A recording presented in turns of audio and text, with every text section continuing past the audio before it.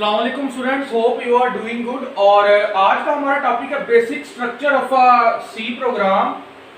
Programme को लिखने के दो तरह के तरीके होते हैं। एक तरीका होता है आप स्ट्रक्चर्ड प्रोग्रामिंग लैंग्वेज लिखें और एक तरीका आता है आप अनस्ट्रक्चर्ड लिखें। स्ट्रक्चर्ड मतलब एक तहजीब के साथ और अनस्ट्रक्चर्ड मतलब के एक ही चीज में सारा कुछ मतलब ठोक देना। इस अनस्ट्रक्चर्ड का मतलब ये होता है कि मतलब आपके पास एक बॉक्स है और आपके पास बॉक्स में आपने 5 आइटम्स एक बॉक्स में डालनी है।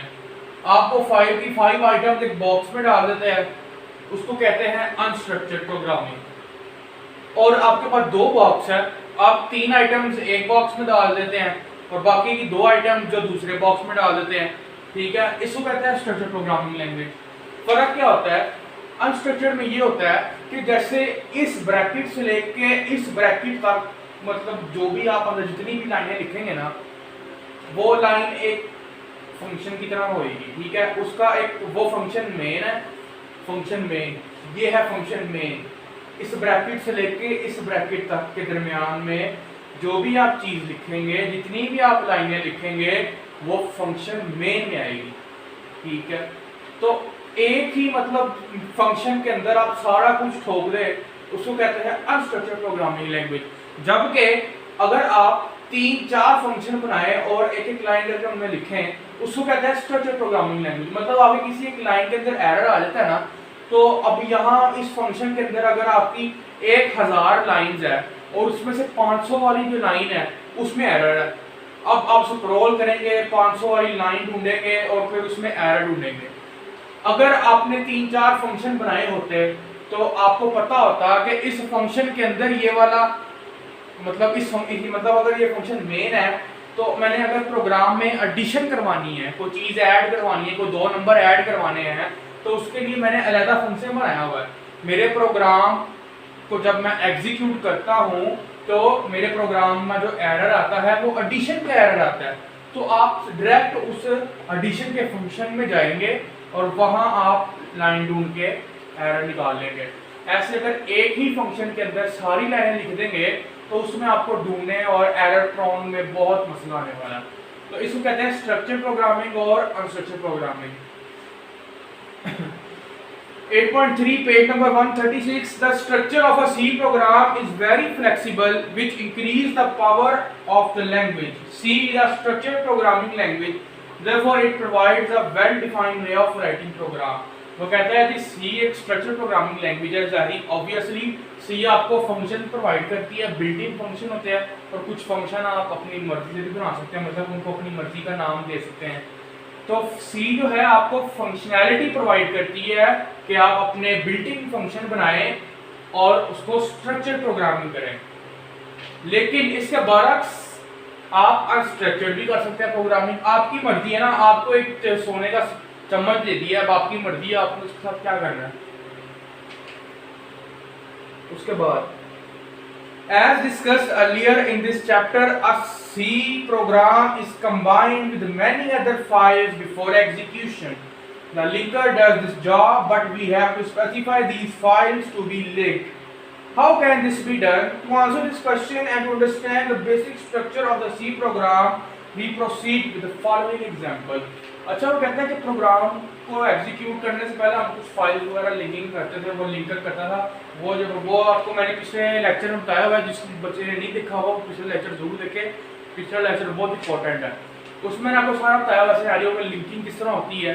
प्रोग्राम को एग्जीक्यूट करने से पहले प्रोग्राम की सारी लिंकिंग होती है थ्रू प्री प्रोसेसर डायरेक्टिव। ये होती है आपकी प्री प्रोसेसर डायरेक्टिव जो फर्स्ट लाइन लिखी है। अच्छा, उसने कहा कि 2 तरह की प्रोग्रामिंग है, एक अनस्ट्रक्चर्ड है और एक स्ट्रक्चर्ड है। In unstructured programming language the entire logic of the program is implemented in a single module bracket function which causes the program error prone, difficult to understand, modify and debug. यही कहना चाह रहा है कि entire logic of the program is implemented in a single module. ये एक module है, एक फंक्शन है, मॉड्यूल फंक्शन कहते हैं, उसका दूसरा नाम फंक्शन है। ये एक इस ब्रैकेट से लेके इस ब्रैकेट तक एक फंक्शन है। ठीक है, इसको आपकी आसानी के लिए मैं थोड़ा एक्सपैंड कर देता हूँ। यहाँ एक लाइन लिख ले, यहाँ एक लाइन, यहाँ एक लाइन। इस ब्रैकेट से लेके इस ब्रैकेट तक एक फंक्शन है। वो कहता है कि अनस्ट्रक्चर्ड प्रोग्रामिंग लैंग्वेज में क्या होता है, हम सारी लाइनें जो होती है, जो हमारा प्रोग्राम की लॉजिक है, प्रोग्राम की लॉजिक के लिए 3-4 जो लाइनें हैं वो हम एक ही मॉड्यूल एक ही फंक्शन में ठोक देते हैं, उसको कहते हैं अनस्ट्रक्चर्ड प्रोग्रामिंग लैंग्वेज। जबकि अगर हम इधर एक अलग फंक्शन बनाएं और उस फंक्शन में ये 2 लाइनें जो है वो इस फंक्शन में लिख दें, तो आप 2 लाइनें इस फंक्शन में है, 2 लाइनें इस फंक्शन में है, अगर आपका प्रोग्राम का एरर आता है तो आपको पता लग जाएगा कि कौन सी लाइन में एरर था, आप उस फंक्शन में जाके वो एरर ढूंढ लेंगे। ऐसे अगर सपोज 1000 लाइनें लिखी हो और एक ही फंक्शन में लिखी हो तो बड़ा मुश्किल होता है ढूंढना।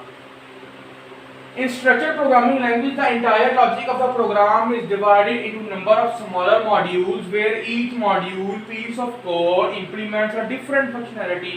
यही कहना चाह रहा है कि C जो स्ट्रक्चर्ड प्रोग्रामिंग लैंग्वेज है उसमें डिफरेंट मॉड्यूल होते हैं, एक फंक्शन नहीं होता, सिर्फ 3-4 फंक्शन होते हैं, हर फंक्शन में अलग अलग कोड होते हैं और हर कोड का अलग फंक्शन होता है। उसके बाद hello world a simple C program, ये एक एग्जांपल आपको हेलो वर्ल्ड पे आ रहा है। आपकी पहला प्रोग्राम आपकी बुक का आज हम करेंगे, इसको हेलो वर्ल्ड कहते हैं। ये पहला प्रोग्राम है, ठीक है। इसकी जो पहली लाइन है हैश इंक्लूड स्टैंडर्ड stdio.h, इसकी एब्रीविएशन है standard input output dot header file. ये क्या करता है, ये लिंक करता है हेडर फाइल को, ठीक है। और इसको हम कहते हैं प्री प्रोसेसर डायरेक्टिव, इसको हम प्री प्रोसेसर डायरेक्टिव्स भी कहते हैं। उसके बाद अगली लाइन है जी वाइड मेन वाइड, ये है हमारा फंक्शन मेन, ठीक है। ये मेन फंक्शन है हमारा, ठीक है, इस ब्रैकेट से लेकर इस ब्रैकेट तक। और इन ब्रैकेटों को क्या कहते हैं, इन ब्रैकेटों को कहते हैं डेलीमीटर, ठीक है। उसके बाद आपकी एक लाइन आ गई है, एक स्टेटमेंट है, एक कमांड है, एक टास्क है, print F brackets double quotation hello world, और हमने इसको एंड किया है सेमीकोलन से। आपने इंग्लिश में ग्रामर के रूल होते हैं, अगर आपने एक सेंटेंस लिखना हो तो सेंटेंस के एंड पे हम क्या डालते हैं, फुल स्टॉप। क्यों डालते हैं भाई, इंग्लिश का रूल है, ग्रामर का रूल है। इसी तरह ये प्रोग्रामिंग का रूल है सी में कि आपने कोई स्टेटमेंट लिखी है उसके एंड पे आपने एक फुल स्टॉप डालना है, वो फुल स्टॉप सेमीकोलन है ये वाला, ठीक है। तो इसको प्रोग्रामिंग की ज़बान में स्टेटमेंट टर्मिनेटर कहते हैं। इंग्लिश में स्टेटमेंट टर्मिनेटर क्या होता है, फुल स्टॉप, और प्रोग्रामिंग की ज़बान में इसको स्टेटमेंट टर्मिनेटर कहते हैं। उसके बाद ये है जी फंक्शन प्रिंटफ,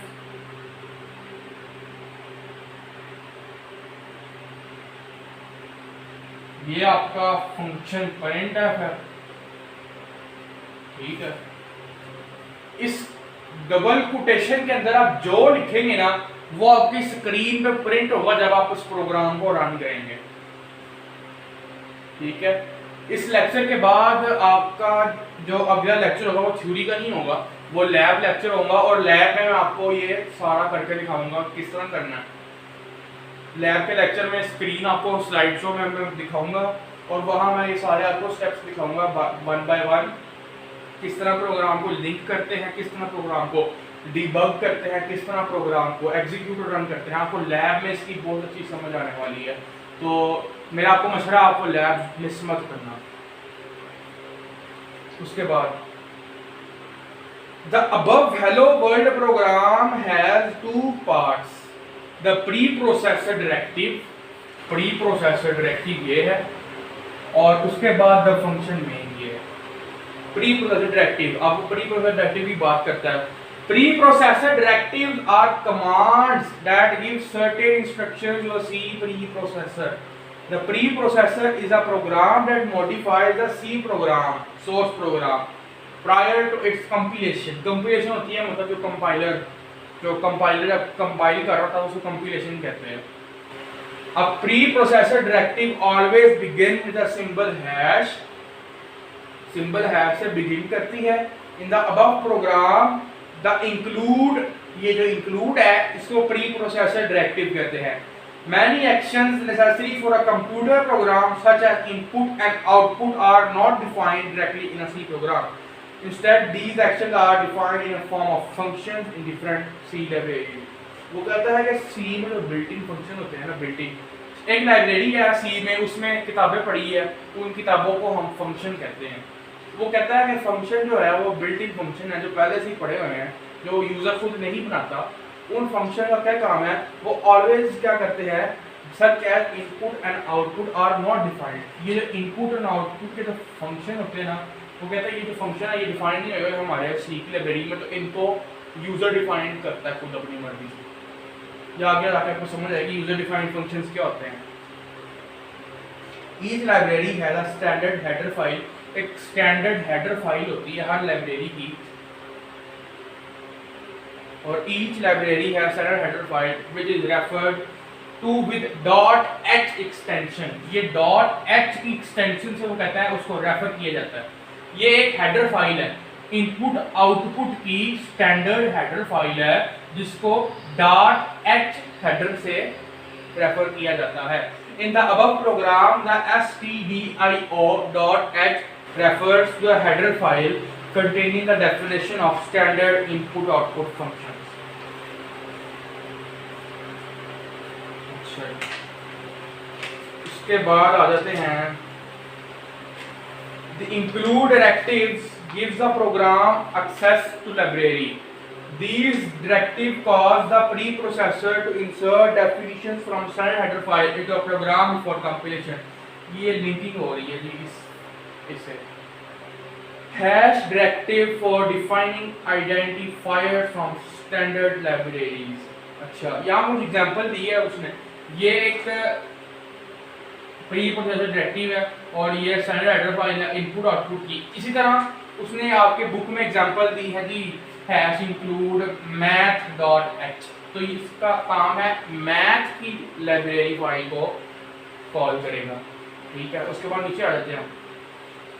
इसी की अगले पैराग्राफ को देखें, वो इम्पोर्टेंट है। Another important pre processor directive is hash define directive. Hash define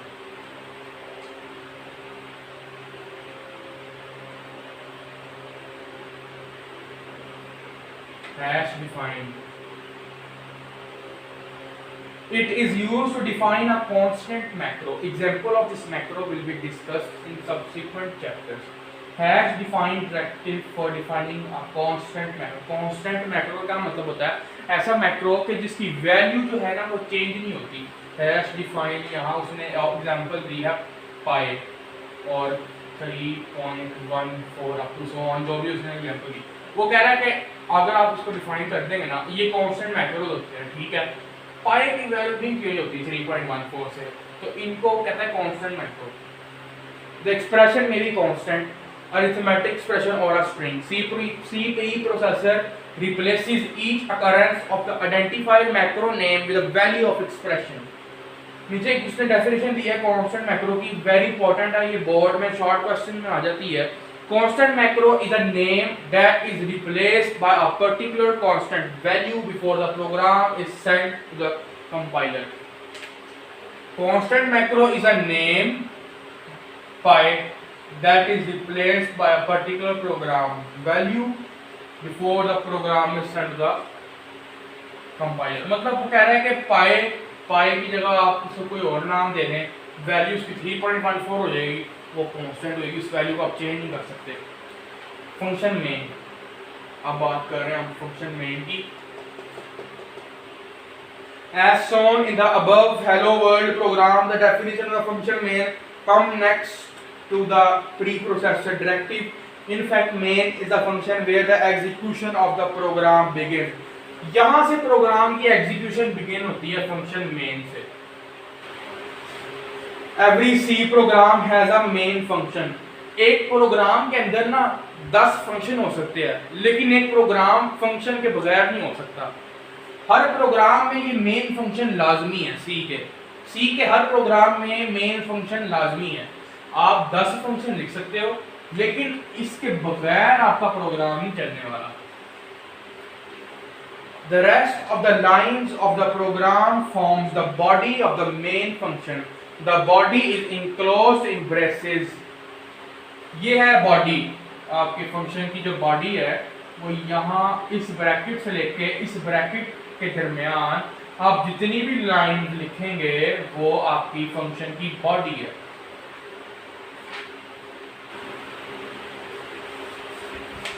अच्छा, उसके बाद the C program are divided into units called functions. The division is usually done in the basis of functionality where every function carries out a single task. Her function का एक अलग task होता है। However, जैसे ये एक function है main, इसका क्या टास्क है? प्रिंट करता है हेलो वर्ल्ड को स्क्रीन पे, बस इससे ज़्यादा इस फंक्शन का कोई काम नहीं है। However, it is necessary to divide every program into functions. The same functionality may be achieved through a single function. वो कहता है कि आप एक ही फंक्शन से भी काम चला सकते हैं, आप 10 फंक्शन भी बना सकते हैं, लेकिन आप एक ही फंक्शन में वही बात होगी ना, अगर सारा कुछ डाल देंगे तो आपको एरर हैंडलिंग मॉडिफाई में बड़ा मसला आने वाला है। उसके बाद सिंटैक्स ही मेन फंक्शन का उसने वही वाइड मेन वाइड और ब्रैकेट्स के अंदर बॉडी होती है। As we know that from algebra that every function returns a single value and may accept only one or more arguments. Arguments के बारे में मैं आपको लैब में बताऊंगा, आपने लैब जरूर अटेंड करनी है। There is some resemblance between an algebraic function and the main function. अच्छा, उसके बाद यहाँ नीचे आए जरा the second void, ये बड़ा इंपॉर्टेंट है void. The second void enclosed in parentheses describe that function main does not accept any argument. However, arguments can be passed to the function and it can also return a value. फिलहाल के लिए void का मैं आपको इतना ही बता दूं कि इस void का मतलब है कि ये फंक्शन मेन जो है ये कुछ एक्सेप्ट नहीं करता, ये कोई कमांड नहीं ले रहा, ये इसका काम है कमांड देना, लेना नहीं। इसलिए इसको क्या है कि ये आर्ग्यूमेंट इसका क्या है void, मतलब ये फंक्शन कोई कमांड नहीं ले रहा। ठीक है, इसको भी मैं आपको लैब में क्लियर करूंगा। Body of the function enclose in braces, ये बॉडी है फंक्शन की, ठीक है, जो ब्रेसेस में इनक्लोज होती है। Consist of a C language statements which are used to implement the program logic. There are many types of C statements that help programmer to write C program. उसके बाद delimiters, delimiters क्या है? Next the function definition are braces, ये braces है which indicate the beginning and end of the function body. These braces are called delimiters. These braces are called delimiters. Or the opening brace indicates the beginning of the code and the ending brace indicates the end of the code. Statement terminator. Statement terminator पे आ जाए। Every statement ये है पूरी statement है। Every statement in a C program terminates or ends with a semicolon. If any of the statement terminator is missing, the compiler will record the following error: statement missing. वो कहता है कि अगर आप सेमीकोलन लगाना भूल गए हैं और आप प्रोग्राम को रन करते हैं तो एक प्रोग्राम में एरर डिस्प्ले करेगा कौन? कंपाइलर एक एरर डिस्प्ले कर देगा स्टेटमेंट मिसिंग। तो जब तक आप इसको ठीक नहीं करेंगे तब तक वो एरर देता जाएगा। उसके बाद function printf. The last statement in the hello world program is printf. Printf is the last statement in the hello world program. It is used to display the output of the program on the screen. printf क्या करता है? hello world जो आपकी output है उसको screen पे display कर देता है। अगला जो हमारा टॉपिक है वो है common programming languages, common programming errors का, उसके बाद प्रोग्रामिंग लैंग्वेजेस का। ये दोनों हम टॉपिक एक ही लेक्चर में कवर करेंगे। इस टॉपिक से मूव ऑन करने से पहले आपको वीडियो आ जाएगी यूट्यूब पे, मेरे लैब की वीडियो, आपने लैब की वीडियो मिस नहीं करनी, वो बहुत इंपॉर्टेंट है। हो सकता है इन दोनों टॉपिक के बाद वो वीडियो आ जाए क्योंकि ये दोनों टॉपिक थ्योरी बेस्ड टॉपिक है। आगे जो अगले चैप्टर आ रहे हैं उनमें आपकी जो लैब है वो बहुत इंपॉर्टेंट है क्योंकि वो टेक्निकल टॉपिक्स है, तो उनके लिए आपकी लैब इंपॉर्टेंट है। लैब नहीं आपने छोड़नी, जो मर्जी हो।